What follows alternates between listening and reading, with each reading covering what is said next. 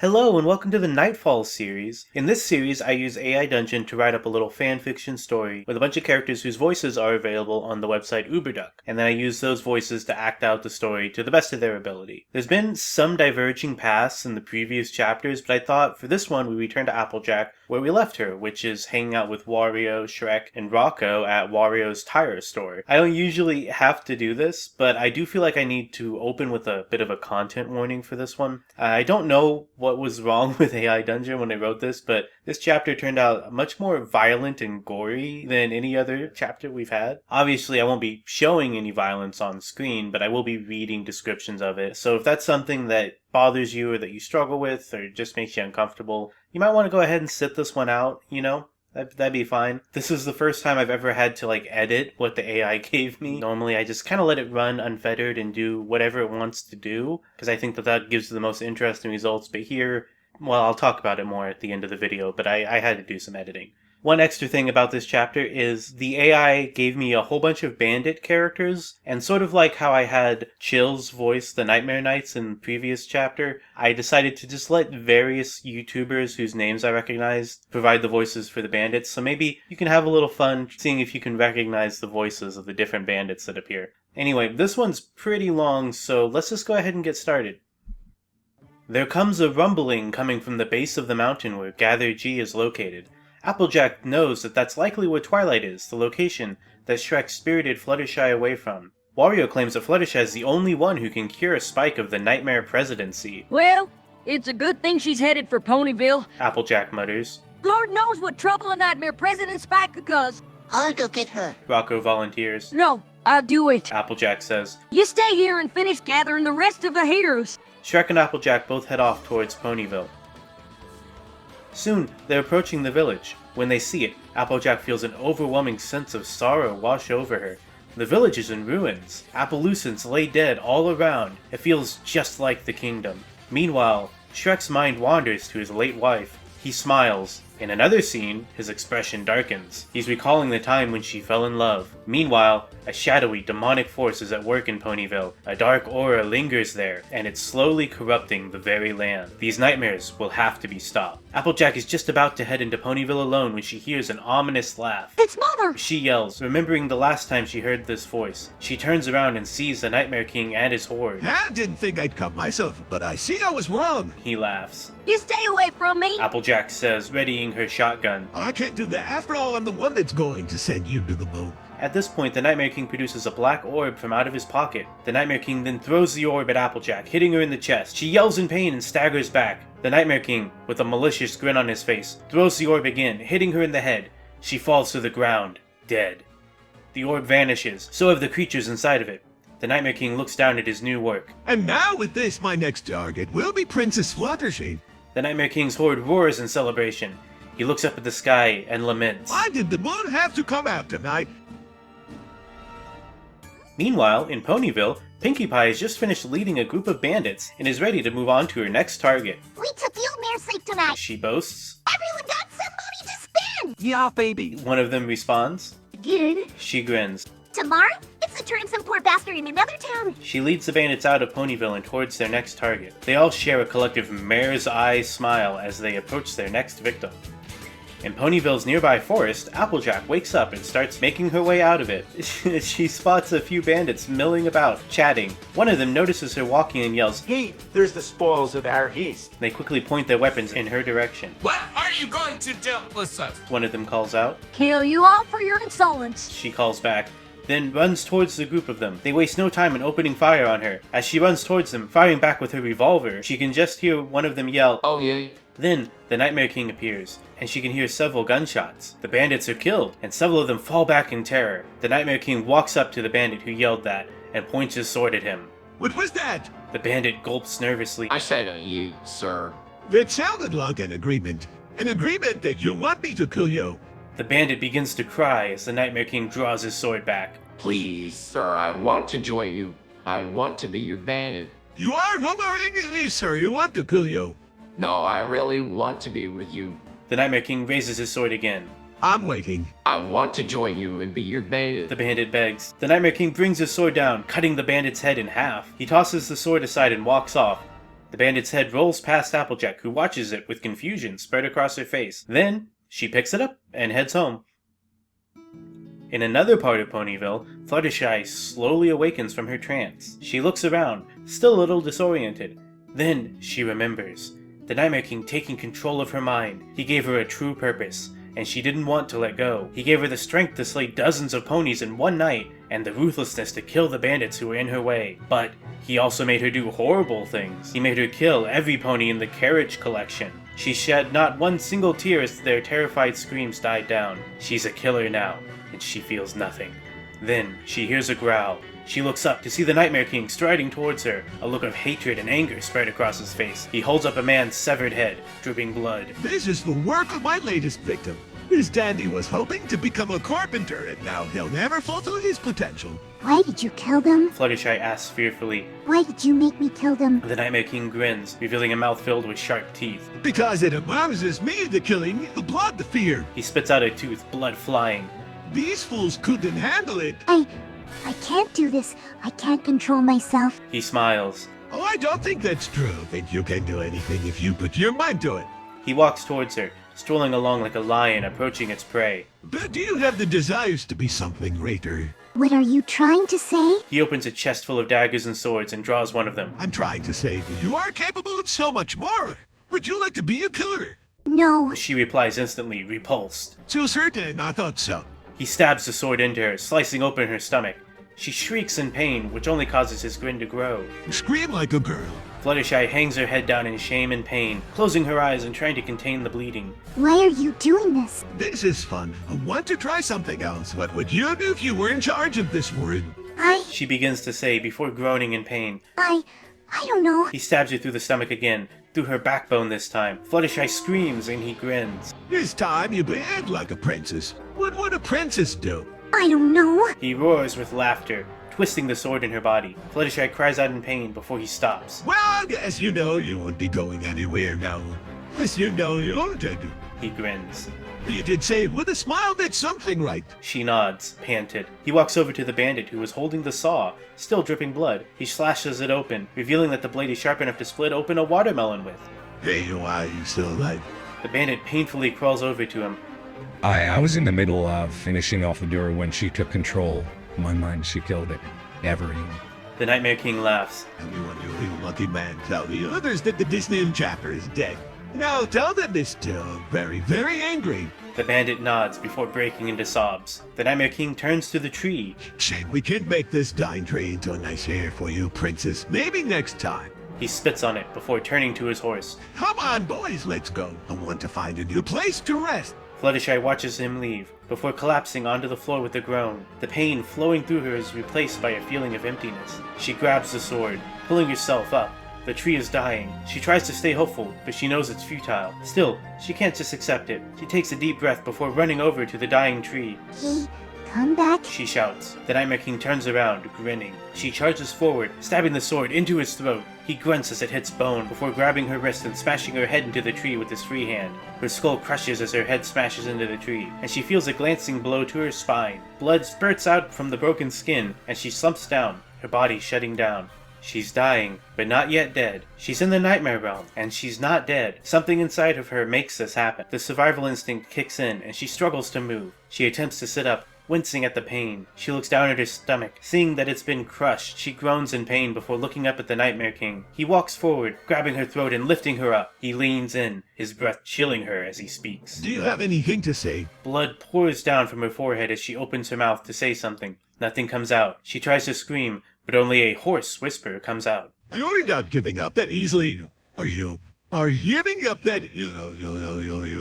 Not you. Giving up that easily. That easily are you?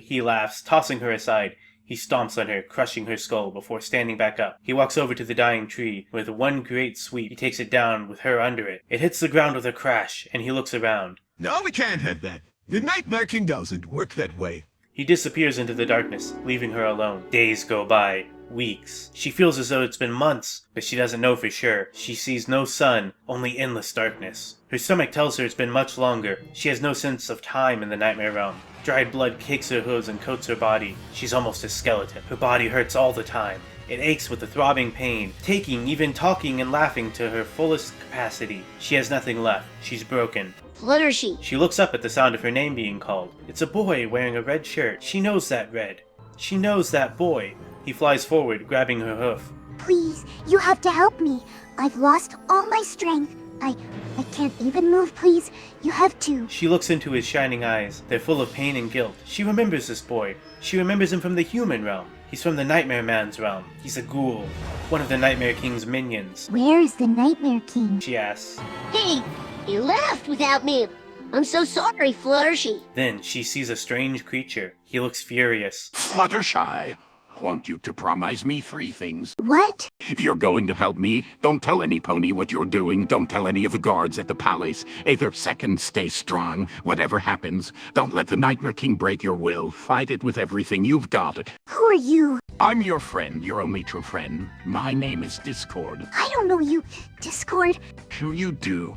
I helped turn your precious Mr. Sunshine into a horrible monster. I caused all of the trouble in the first place.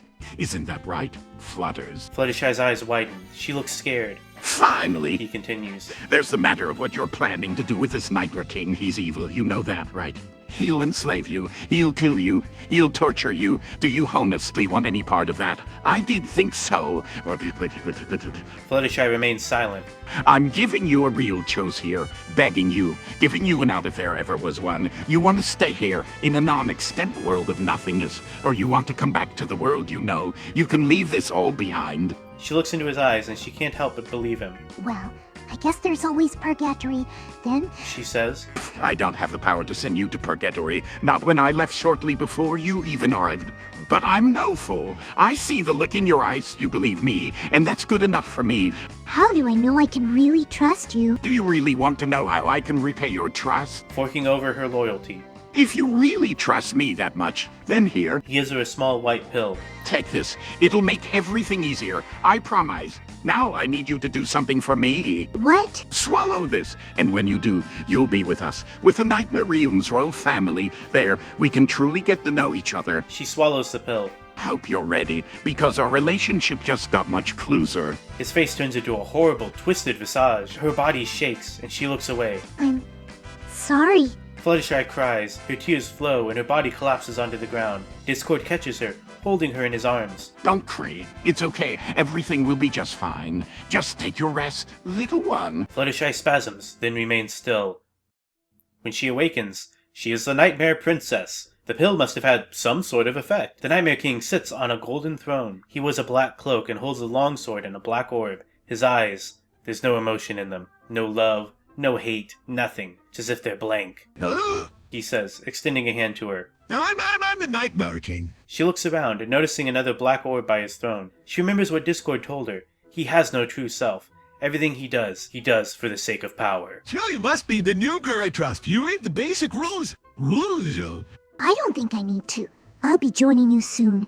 Perhaps, but here's a basic rundown. Just tell you how I'm going to turn you into a real princess. You know, just have the look of one. You'll wear a pretty dress. You look like the perfect lady. You'll so smile. You'll be subservient. Be sure that's what you've been told anyway, but in reality you'll be a coward. I'll keep you weak and afraid, so keep you under my control. I'll keep you alive. If you don't think you'll be able to follow those instructions, then don't even try.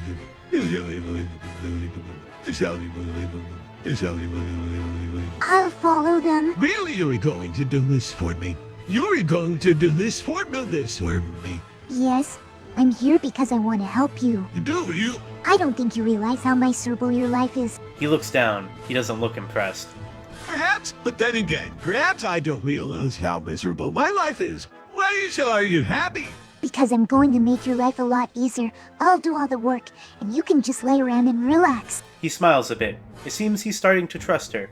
See, you're going to try to light him back and say thoughts you're lying to me. No, I'm not. Fluttershy pauses. His stare is unnerving her. She tries to lie again. Is it true that you had your heart broken by a velvet-covered hammer? She asks. His eyes widen. How did you know? I told you, I'm the mind reader, but don't worry, it's not my problem anymore. No, it is my problem. It always will be. Fluttershy looks down. Shendumitafabich. She mutters. Why can't she just shut the hell up and let her victims do the talking? She continues to listen intently. You'll marry her. The Nightmare King says. Marry who? My little velvet hammer will marry and you'll live happily ever after. But first, you'll have to go through the process of taking her from him. Me? Why? Who's talking scaredy cat? I'm not scared. Fluttershy crosses her arm. She's probably one of the bravest ponies in her class. The Nightmare King laughs. Yes, you are. You're hiding it well, but I can still see it. I know what your desires. You want to be with velvet-covered hammers. You want a happy ending. Now I'm going to give you that. You're going to have to marry my little hammer girl, or I'll tell you. You're doing. Ha ha! I don't want to marry your little hammer. I've never even met her. The Nightmare King's face turns into a twisted mass of emotions. You're I'm not lying. I've never met her. here. The Nightmare King disappears, and Fluttershy hopes he's gone for good. Instead, she hears a voice. Well, guys, that's it. You're stuck with me. Fluttershy turns. Through the trees, she sees a tall, pale woman with jet black hair. The mysterious woman is ghostly beautiful. Who are you? Why did the Nightmare King kidnap me? Long story. Right now, we should get out of here. This forest is dangerous. Wait, the Nightmare King just kidnapped me and demanded I marry you. What made you think I'd want to come with you? The woman sighs. Look, I'm not going to mince words. Want your help. The Nightmare King. I don't even like to call him that. He's not really a king. He's a force of nature. Something unnatural that has overrun this world. He kept having visions of you. Flutters. Wanted to control you. He controls all the creatures in his forest. When he realized he couldn't, he got bored and decided to mess with you. That's why you're here. But I can't do anything. Fluttershy complains. I'm not a warrior or anything. I'm not strong enough. I'm not. Paralytic furniture. Check. Choked to death a whole village full of animals. Check. Destroyed entire armies. So what you're saying is I'm a coward. So to speak. Sounds like you. The woman sighs. Ugh, my name's Altina. And yet, Hamagal, like can only dead ghost, didn't happen to meet my demise by a monster or something. Killed by a bullet, shot by a hunter who found my body. My last words before he did it were, I'm not afraid of death. Anyway, was sent here to watch over your dreams. We've grown close over the past year. Knew it would be best to make you my constant companion. First, I thought you'd be a great help. Could make you attack or defend. And you have the will.